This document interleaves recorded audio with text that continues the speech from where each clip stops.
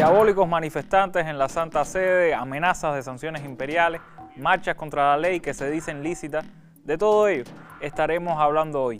Esto es Con Filo, un espacio para mostrar con todos sus matices las noticias, los hechos, las matrices de opinión que circulan en los medios y en las redes sobre la realidad cubana. Vamos a rasgar la costura de la manipulación mediática y adentrarnos en la arista filosa de los acontecimientos.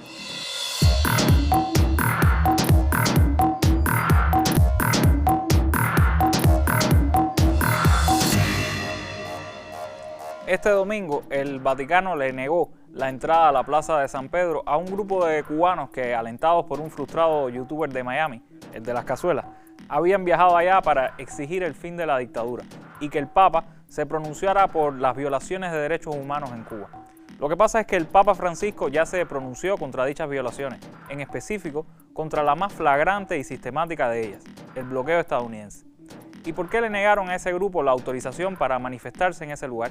Sencillo, las autoridades no permitieron que se alterara el orden público y actuaron en consecuencia. Ma manifesta tutto la sua cecità e la sua sofferenza che andava al di là del non poter vedere. La cecità era la punta dell'iceberg, ma nel suo cuore ci saranno state ferite, umiliazioni, sogni infranti, errori, rimorsi. A mí me iban a dejar entrar la policía. Junto con mi amiga dominicana nos iban a dejar entrar porque dijimos que éramos dominicanas dominicana alemana, que venimos aquí para representar, venimos de Alemania para representar el grupo cubano. Los policías dijeron sí, podíamos entrar. Yo me puse la mano en el pecho y yo dije que yo no podía entrar a ese lugar porque ese señor que se para en esa ventana apoya una dictadura. El hombre que sale en la ventana, llamado así con mucho respeto por la ferviente devota, y en concreto las fuerzas del orden, ejercieron una prerrogativa que es común a todas las naciones del mundo: velar por la tranquilidad ciudadana, por el cumplimiento de la ley y por la paz. En cualquier parte, incluso en el Vaticano, todo aquel que intente ejercer un supuesto derecho contra ese orden público tendrá que vérselas con la autoridad. Y podemos estar o no de acuerdo con la legitimidad material de esas autoridades, con el consenso democrático que las respalde, pero lo cierto es que no podemos llamar a una manifestación lícita y pacífica si va contra la ley y pretende provocar el desorden.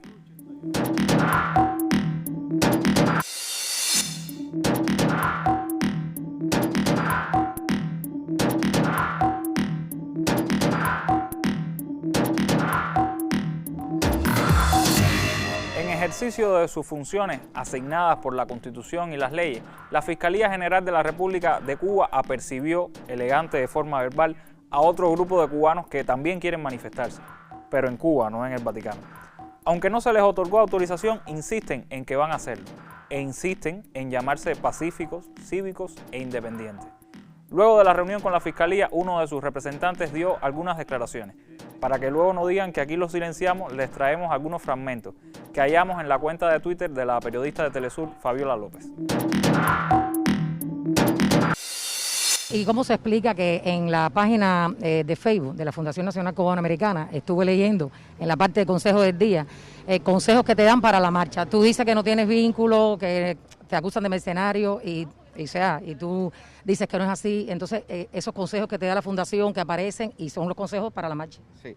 Bueno, cualquier persona podría, mañana Kim Jong-il, qué sé yo, podría en su Facebook enviarme consejos. Nosotros estamos convocando que la forma de la marcha sea pacífica y estamos pensando una especie de liturgia de marcha que garantice que sea pacífico, sin consignas violentas, sin agresividad, vestidos de blanco, con canciones, con flores a martí y terminando con el himno nacional, que es el himno de todos.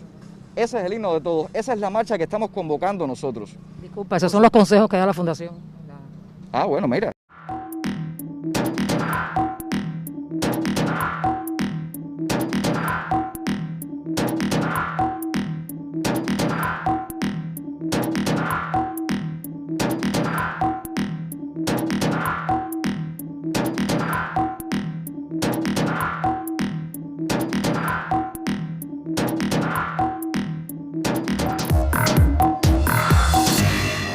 Junior García, el guionista de programas de la televisión como SOS Academia, ¿lo recuerdan? Se le escapó el detalle de que Kim Jong-il no puede dar consejos, sencilla y llanamente porque hace tiempo que murió. Tampoco es que desde Corea del Norte se hayan promovido acciones de desestabilización o terrorismo contra Cuba, acciones que sí han sido protagonizadas y patrocinadas por varios de esos personajes y entidades que hoy le brindan consejos a los marchistas.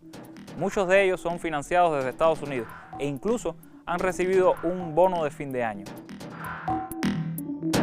Según Tracy Eaton, estudioso de estos temas, solo desde septiembre, justo cuando se convocó la marcha, han recibido más de $6 millones, un aguinaldo apenas.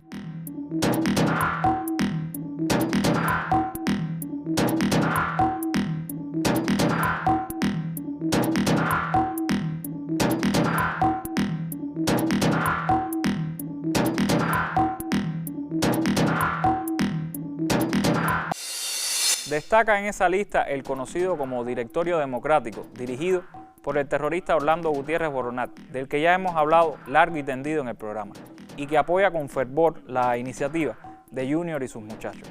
También sobresalen medios que suelen cubrir cualquier noticia, por insignificante que sea, asociada a la futura marcha. Cubanet y ADN Cuba, con amplia hoja de servicios a favor de la desinformación y el ataque contra nuestro país.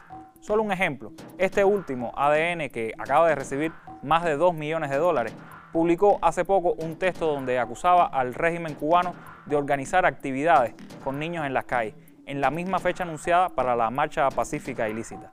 Se referían al inicio, el mismo 15 de noviembre, del curso escolar para los más pequeños de casa, inicio de curso que fue anunciado por la ministra de Educación en agosto, mucho antes de todo este zafarrancho mediático de verdades a medias y manipulación.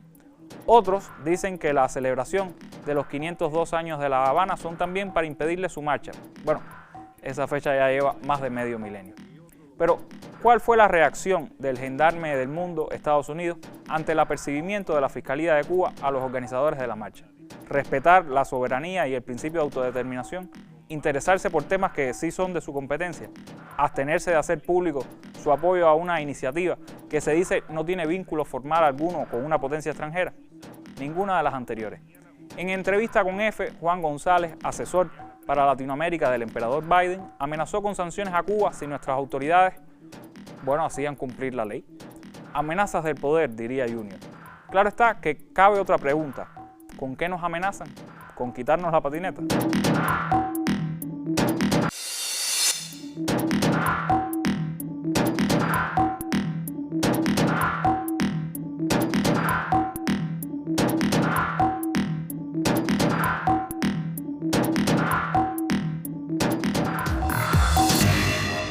Y mientras González nos amenazaba, el secretario de Estado Antony Blinken visitó Ecuador y brindó todo su apoyo al presidente Lasso en medio de un declarado estado de excepción, con el ejército en las calles, 200 muertos en un motín carcelario y una escandalosa filtración asociada a los Pandora Papers, donde el mismo Lasso aparece como titular de cuentas y sociedades en paraísos fiscales. Pero la corrupta dictadura es la cubana, claro. Los rehenes de Haití, el caso Alex Saab, la actual situación en Ecuador, ningún tema sobre la actualidad latinoamericana se le escapó a Antony Blinken durante su visita a Quito. Acompañado del presidente Guillermo Lasso y el ministro de Exteriores Mauricio Montalvo, el secretario de Estado de Estados Unidos quiso respaldar públicamente la decisión de Lasso de decretar un estado de excepción de 2 meses para combatir el narcotráfico. Sabemos que en las democracias hay momentos en los que, por circunstancias excepcionales, es necesario tomar medidas para atender situaciones de urgencia y de emergencia como la que vive ahora Ecuador, decía Blinken. Lo entendemos y lo apoyamos, pero también sabemos que estas medidas, por supuesto, tienen que ser tomadas de acuerdo con la Constitución. ¿Por qué el imperio estadounidense apoya a gobiernos que violan a diario derechos humanos, sin mucho maquillaje, como Colombia o Ecuador, mientras nos sanciona una y otra vez? ¿Por qué nadie amenaza al Vaticano por ejercer el mismo derecho que ejerce el Estado cubano? ¿Será que es honesta la preocupación de la opinión pública global, esa que manufacturan los grandes medios internacionales? El siguiente video de Cuba Información nos ilustra al respecto.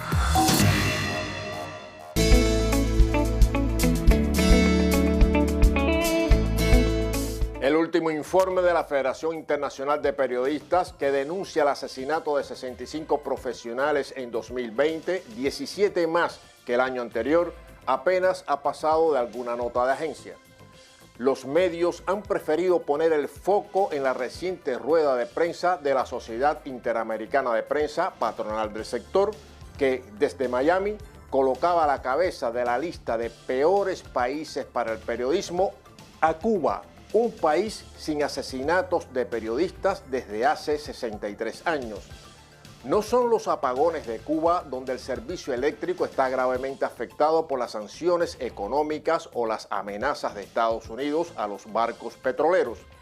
Son los de Puerto Rico, que 4 años después del huracán María, que dejó sin electricidad a la isla durante un año, vive protestas por el mal servicio que gestiona una compañía privada.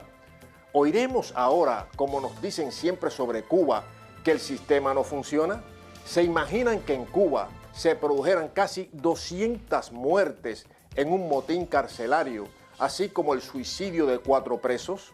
¿Que el gobierno cubano, para detener la delincuencia, decretara el estado de excepción y sacara el ejército a las calles? ¿Que su presidente apareciera en los Pandora Papers como titular de cuentas y sociedades en paraísos fiscales? Tendríamos una tormenta mediática.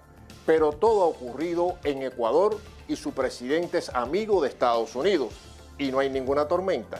Por órdenes de Washington, Canadá encarceló durante 3 años a Meng Wanzhou, ejecutiva de la empresa china Huawei. Son ya 9 años de cerco y encarcelamiento del periodista Julian Assange por parte del Reino Unido y por órdenes también de Washington. Y por órdenes de Washington, Cabo Verde detuvo, encarceló y entregó al diplomático venezolano Alex Saab. Pero, ¿nos habla la prensa de detenciones ilegales, de secuestros o de torturas del régimen de Estados Unidos? Jamás. Esas expresiones están reservadas para el gobierno de Cuba, si éste decide aplicar sus leyes a golpistas llamados disidentes, pagados por Washington. Vox Populi, Vox Dei. Así reza un antiguo proverbio en latín que significa la voz del pueblo es la voz de Dios. Y no nos hemos convertido a religión alguna, pero sí estamos convencidos de la fuerza abrumadora que tiene la opinión popular, particularmente en la política, aunque parezca divorciada de la agenda pública de los grandes medios. Como también somos partidarios convencidos de la defensa del orden constitucional vigente, ese que fue fruto de un prolongado diálogo a nivel nacional y que constituye expresión de la voluntad soberana del pueblo de Cuba, aunque ciertos individuos dentro y fuera de nuestro país intentan desconocerlo. Frente a esa voluntad soberana no hay sanciones ni presiones que valgan. Esa es la democracia que defendemos, siempre desde la verdad. Síganos en nuestras redes sociales y compartan los contenidos que allí les dejamos. Recuerden que salimos justo antes de la novela, para pesar de algunos. Ojalá otros programas pudieran beneficiarse también con un mejor horario, La Pupila Asombrada, por ejemplo. Nos vemos el jueves. Hasta entonces, manténganse con filo. Chao.